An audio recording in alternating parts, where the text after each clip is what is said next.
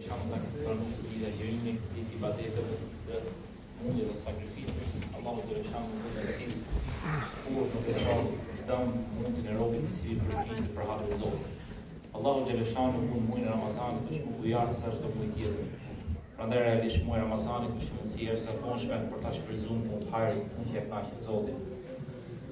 Kjo dunja ka pa shumë Ramazan, ka pa shumë Ramazan, por për ne ndoshta është Ramazani i fundit. Sepse ne nuk e dimë se sa do jetojmë dhe sa do ekzistojmë në dunja.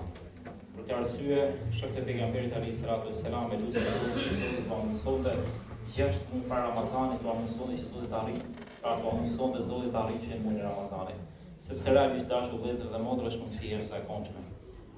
Shkurt muhabeti shfrytëzosh muajin e Ramazanit ashtu siç duhet të thosh të fusi Allahu xhaleshanu në xhennet. Pra fon shkurtimisht.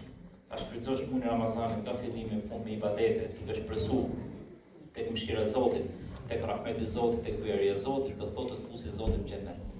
Prandaj lutemi Allahu xhaleshanu që Zoti na bëjë nga njerëzit që ja dinë vlerën e Ramazanit, sepse njeriu sillet me diçka në bazë të vlerësimit që ka për të.